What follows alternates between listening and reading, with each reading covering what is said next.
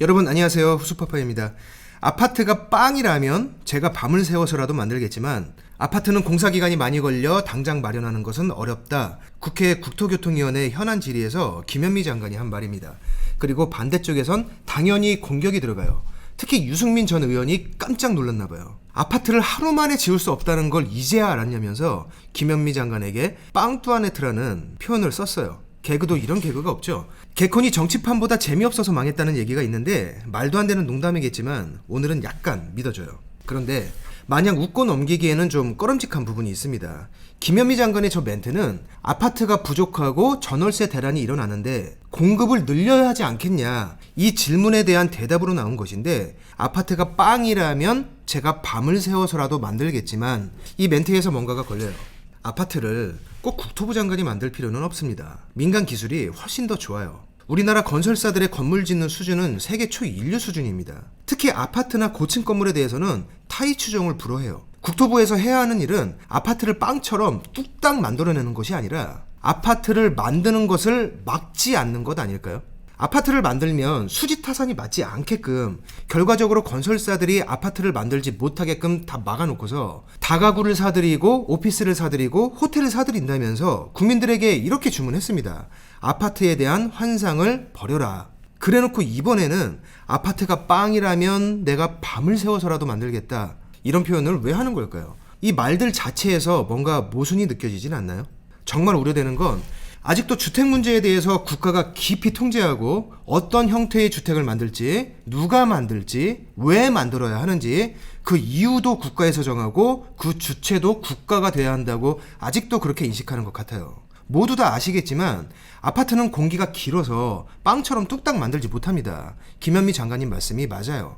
이 당연한 얘기를 제가 왜 하고 있는지 모르겠는데, 공기가 길던 말던 만들 사람이 만들게 두면 되는 거예요. 조금 넓은 걸 만들거나 조금 좁은 걸 만들거나 좀 비싼 아파트를 만들거나 좀 저렴한 아파트를 만들거나 그들이 알아서 수요를 예측하고 수요가 있는 곳에 만들어요. 만들 사람은 만들고 살 사람은 사고 팔 사람은 팔면 되는 거예요. 그 과정에서 이상한 장난질을 하지 못하게 하거나 위험하게 날림으로 짓는 것을 감독하고 막는 것, 주택 부족 문제에 대해서는 이게 정부의 올바른 역할입니다. 가격이 오르는 근본적인 이유는 필요한 사람에 비해서 공급이 적기 때문이에요. 일부 투기꾼 때문이기도 하지만 그들이 모든 아파트를 매점매석할 수 있는 건 아닙니다. 필요한 사람보다 물건이 남는다면 시간이 지나면서 결국 가격은 안정돼요. 물량이 남으면 공실이 늘어나고 월세가와 전세가가 내려가고 임차인 우위의 시장이 발동합니다. 그 뒤에는 그 지역에서 투자자 또는 투기 세력이 이탈하면서 매매가 하락이 따라와요. 시장은 그렇게 돌아갑니다. 애초부터 공급에 좀 더 신경을 썼다면 못돼 먹은 임대인들로부터 불쌍한 임차인을 국가가 보호한다는 명목으로 임대차 3법을 그렇게 초강속으로 통과시킬 필요도 없었다는 얘기예요. 김현미 장관은 같은 자리에서 이런 얘기도 했어요. 아파트 공급이 부족한 이유를 설명하는 과정에서 그 이유가 5년 전에 인허가 물량이 줄었기 때문이라면서 전 정권 탓을 합니다. 그렇다면 전 정권에서 주택 공급을 막았기 때문에 지금 이런 대란이 일어났다는 설명이고, 지금 정권은 주택 공급을 안 막았다는 얘기인데 여태까지 제가 봐왔던 정책들은 뭘까요? 이제 몇 번째인지 세기도 귀찮은데 저는 평행세계에 있는 다른 지구에서 왔나요? 지구 2-3 이런 데서 어제 왔나요? 이번 정부는 초창기부터 한결같이 주장해 왔어요. 주택 보급률이 100%가 조금 넘기 때문에 공급 문제가 아니다. 여태까지 이렇게 해오지 않았나요? 많은 전문가들이 주택 가격을 잡기 위한다면 공급과 병행하라고 간언했죠. 주택 보급률에 포함하는 주택은 쓰러져가는 빈집과 재건축이 필요한 위험한 집과 다닥다닥 붙은 쪽방촌과 기생충에 나온 것 같은 열악한 것까지 다 포함한 것이기 때문에 허물 건 좀 허물게 하고 재건축할 건 좀 재건축할 수 있게 하고 더 양질의 주택이 많이 공급되도록 정책을 이끌어야 사람들의 욕구를 안정시킬 수 있다, 이렇게 말했습니다. 이걸 다 무시하고 주택 보급률 100%, 투기꾼 탓, 이 말만 되풀이하면서 신규로 못 짓게 하고 재건축 못하게 하고, 그러다가 이 사단이 나니까 이제 와서 5년 전에 전 정권이 인허가를 많이 안 해줘서 그래서 물량이 부족해진 거라고요. 5년 전에 정부도 대단히 잘한 건 없지만 그래도 그렇게 말하기엔 좀 아니지 않나요?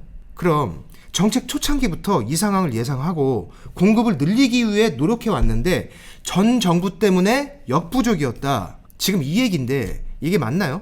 공급이 이루어진다. 이꼬르 투기꾼이 설친다. 이런 논리로 공급을 막았고 투기꾼들 잡는다는 명목으로 민간 임대시장 쑥대밭으로 만들어 놓았고 시장에 물량이 부족해져서 대란이 일어날 조짐이 보이니까 공급에 대한 얘기를 심도 깊게 시작한 건 솔직히 얼마 안 되었잖아요.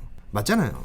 그것도 이번 정권 안에 어떻게든 성과를 보이려고 5평짜리 10평짜리 사들이면서 지금 숫자만 맞추고 있잖아요. 맞잖아요. 결혼해서 애 낳는 게 애국이라면서요. 그럼 지금 청년들이 5년 후에나 10년 후에 자녀들을 키울 수 있도록 20평, 30평대 아파트를 지금부터 만들어야 되는 거잖아요. 국토부 장관 말처럼 공기가 길어서 시간이 좀 걸리고 지금 정부에선 효과를 못 보더라도 그게 맞잖아요. 지금 청년 매입 임대주택, 청년 전세 임대주택 정책이 다 청년 하니까 청년들을 좋아하긴 하는데 이 청년들도 몇 년 더 지나면 결혼도 하고 아이도 낳을 것 아니에요. 지금처럼 청년들 위한 주택 정책만 계속 만들어내면 10년 뒤에 청년에서 약간 넘어가게 되는 지금 이 청년들은 어떻게 해요? 호텔에서 애 키우나요? 그것도 말이 호텔이지 사실 모텔 비슷한 거잖아요. 맞잖아요. 정책을 다시 한번 되돌아보시기 바랍니다. 사람들에게 지금도 필요하고 앞으로도 필요한 주택의 형태가 어떤 것인지 이것도 다시 한번 생각해 보시기 바래요. 민간이 하면 무조건 투기고 국가가 하면 무조건 정의라는 그 고정관념도 다시 생각해 보시고요. 민간에는 투기꾼만 사는 것도 아니고 국책사업에는 도둑놈이 없는 것도 아니에요. 국민의 주거권을 국가가 규제하고 통제해야 한다. 왜? 국민들을 위해서. 거룩하고 숭고하긴 한데 이 정도 시행착오면 충분하고 더 이상은 정말 과합니다. 여기서 더 가면 이걸 되돌리기 위해서 지금까지 쏟아부은 세금보다 더 많은 세금을 쏟아부어야 할 거예요. 국민들이 내고 있는 세금도 길 가다 주순 게 아니에요. 오늘 영상은 여기서 마치겠습니다. 고맙습니다.